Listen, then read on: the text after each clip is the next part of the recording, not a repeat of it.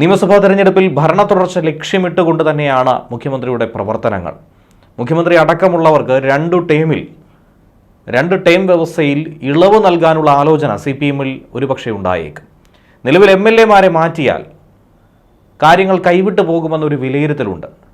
ജനപ്രിയരായിട്ടുള്ള MLA-മാരെ അതുപോലെ നിലനിർത്തി പുതിയ മുഖങ്ങളെ പരീക്ഷിക്കാനുള്ള ചില ശ്രമങ്ങൾ പലയിടത്തും നടത്തി.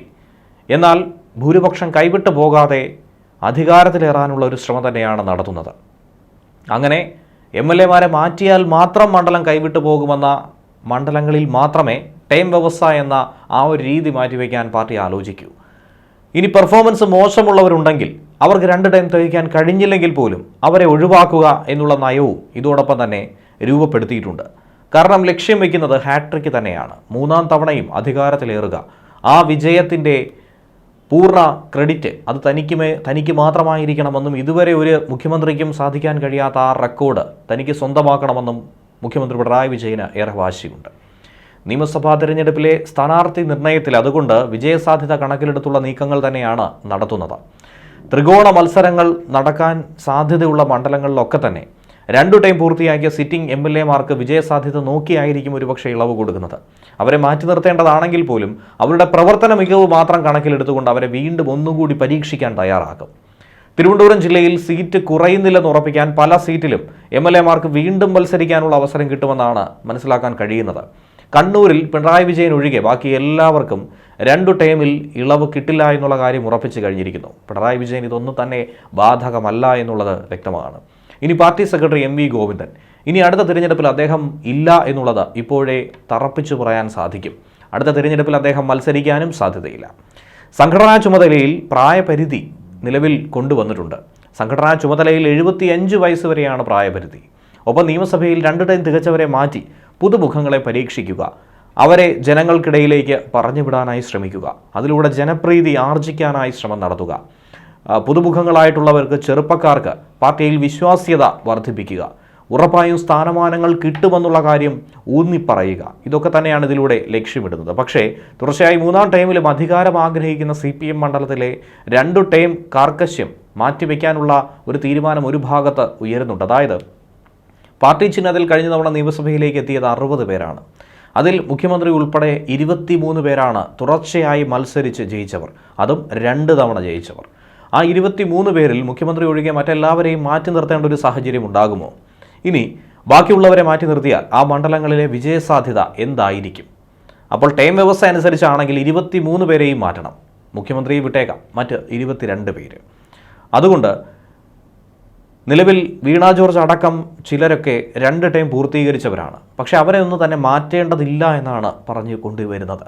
അതുകൂടാതെ തന്നെ മാനന്തവാടിയിൽ OR കേളു, കോതമംഗലത്ത് ആന്റണി ജോൺ, ഇരവിപുരത്ത് M നൌഷാദ്, വർക്കലയിൽ V Joy, വാമനപുരത്ത് DK Murali, കഴക്കൂട്ടത്ത് Kadakampally Surendran, കാട്ടാക്കടയിൽ IB Satheesh എന്നിവർക്കൊക്കെ തന്നെ ഇക്കൂട്ടത്തിൽ ഇളവ് കിട്ടിയേക്കും. കാരണം ഇവരല്ലാതെ മറ്റാരവിടെ മത്സരിച്ചാലും ഒരുപക്ഷെ സീറ്റ് നഷ്ടപ്പെട്ടു പോയേക്കും. ഇത്തരത്തിൽ തന്നെയാണ് തിരുവനന്തപുരം ജില്ലയിൽ പാറശാലയിലെ CK ഹരീന്ദ്രനും നെയ്യാറ്റിൻകരയിലെ ആൻസണിലും. ഇവർക്ക് 2 പേർക്കും വീണ്ടും ഒരു അവസരം നൽകാൻ തന്നെയാണ് നിലവിൽ തീരുമാനമായിരിക്കുന്നതെന്ന് വേണം മനസ്സിലാക്കാൻ.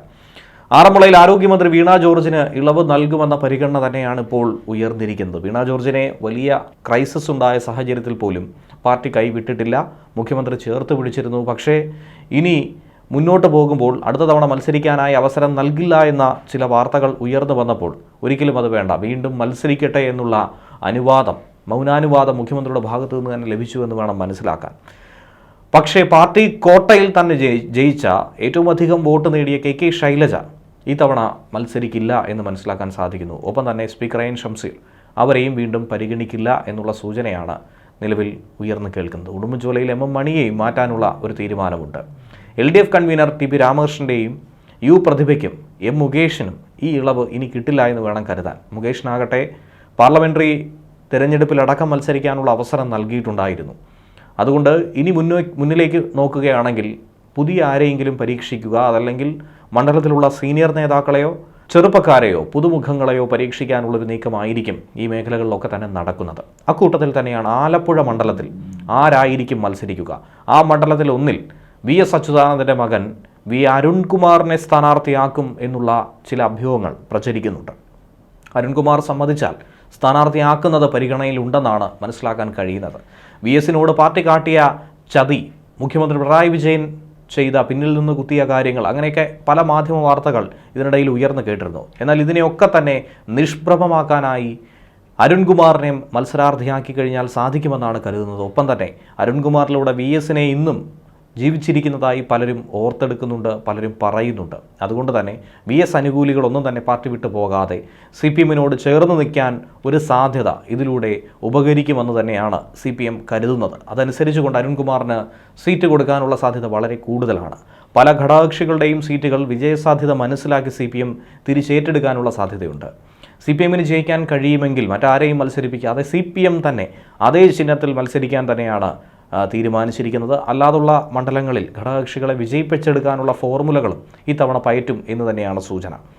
ഇനി MLA ആയവരിൽ പാർട്ടിയുടെ പേരിലല്ലാതെ വ്യക്തിപരമായ മികവിൽ MLA ആയിട്ടുള്ള നിരവധി ആളുകളുണ്ട്. മുഖം നോക്കി ജനങ്ങൾ വോട്ട് ചെയ്ത നിരവധി ആളുകളുണ്ട്. അവരുടെ പ്രവർത്തന മികവിൻ്റെ അടിസ്ഥാനത്തിൽ MLA ആയവരുണ്ട്. അവരെയൊക്കെ തന്നെ പ്രത്യേകമായൊരു പട്ടിക തയ്യാറാക്കിയാണ് പാർട്ടി വിലയിരുത്തുന്നത്. അതിലുള്ള എല്ലാവരെയും ഉൾപ്പെടുത്തി മുന്നോട്ട് കൊണ്ടുപോകാൻ അവർക്കൊക്കെ തന്നെ മത്സരിക്കാനുള്ളൊരു സാഹചര്യം തന്നെയാണ് അവിടെ ഒരുക്കുന്നത്. കാരണം അവരെ ഒഴിവാക്കി കഴിഞ്ഞാൽ ആ സീറ്റ് നഷ്ടപ്പെടും എന്നുള്ള കൃത്യമായ വിലയിരുത്തൽ ഇതിനോടകം തന്നെ പാർട്ടിക്ക് ഉണ്ടായിട്ടുണ്ട്. കടുത്ത ത്രികോണ മത്സരം ഉണ്ടായിരിക്കുന്ന ചില മണ്ഡലങ്ങൾ, അവിടെയൊക്കെ തന്നെ അടിയൊഴുക്കുകൾ എന്തായിരിക്കും എന്നുള്ളതാണ് ജയത്തിലേക്ക് മുന്നിലേക്ക് നയിക്കുന്നത്. ആ സാഹചര്യത്തിലാണ് മണ്ഡലത്തിൽ മുഴുവൻ സ്വാധീനമുള്ള MLA-മാരെ ഉറപ്പായും അവിടെ തന്നെ നിർത്തണം എന്നുള്ള ശക്തമായൊരു നിർദ്ദേശം നൽകിയിരിക്കുന്നത്. 2 ടൈം പൂർത്തീകരിച്ച ഇനിയും മത്സരിക്കേണ്ടവർ എന്ന് കരുതുന്ന എല്ലാവർക്കും CPM മണ്ഡലത്തിൽ നിറഞ്ഞു നിന്ന് പ്രവർത്തിക്കണമെന്ന സന്ദേശമാണ് കൊടുത്തിരിക്കുന്നത്. ഒരു കാരണവശാലും പാർട്ടി നൽകുന്ന നിർദ്ദേശം അനുസരിച്ച് പുറത്തുപോയി പ്രവർത്തിക്കുകയോ അതിന് വിരുദ്ധമായി പ്രവർത്തിക്കുകയോ ചെയ്യരുതെന്നുള്ള താക്കീത് ഇതിനോടകം തന്നെ മുന്നോട്ട് കൊടുത്തിട്ടുണ്ട്. തദ്ദേശ തിരഞ്ഞെടുപ്പിലടക്കം ഈ MLA-മാരെ മുന്നിൽ നിർത്തി സ്റ്റാർ ക്യാമ്പയിനേഴ്സിനെ ഇറക്കിക്കൊണ്ട് തന്നെയായിരിക്കും പ്രചാരണം കടുപ്പിക്കുന്നത്. പാർട്ടി കോട്ടകളിൽ നിന്നുള്ള MLA-മാർക്ക് 2 ടൈം ഇളവ് കൊടുക്കില്ല എന്നുള്ളതും വ്യക്തമാണ്. കാരണം ഉറപ്പായും ജയിക്കുന്ന സീറ്റുകളിലാണെന്നുണ്ടെങ്കിൽ ആരെ നിർത്തിക്കഴിഞ്ഞാലും ജയിക്കുമെന്ന ഉറപ്പുണ്ടെങ്കിൽ KK ശൈലജയും സ്പീക്കർ AN ഷംസീറും അടക്കമുള്ള ആളുകളെ മാറ്റിയാലും യാതൊരുവിധ വിഷയവുമില്ല എന്ന് വേണം മനസ്സിലാക്കാം. ടൈം നിബന്ധന കൊണ്ട് പാർലമെൻ്ററി ജീവിതത്തിൻ്റെ പരിധിക്ക് പുറത്തുപോയ മുതിർന്ന നേതാക്കളുടെ ഒരു നീണ്ട നിര തന്നെയുണ്ട്. EP ജയരാജനും AK ബാലനും തോമസ് ഐസക്കും G സുധാകരനുമൊക്കെ ഇതിൻ്റെ ഒടുവിലത്തെ ഉദാഹരണങ്ങൾ തന്നെയാണ്. മന്ത്രിസഭയിൽ പുതുമുഖങ്ങളെ എത്തിച്ച് കയ്യടി നേടിയ ഒരു ഫോർമുല അത് വീണ്ടും പയറ്റി.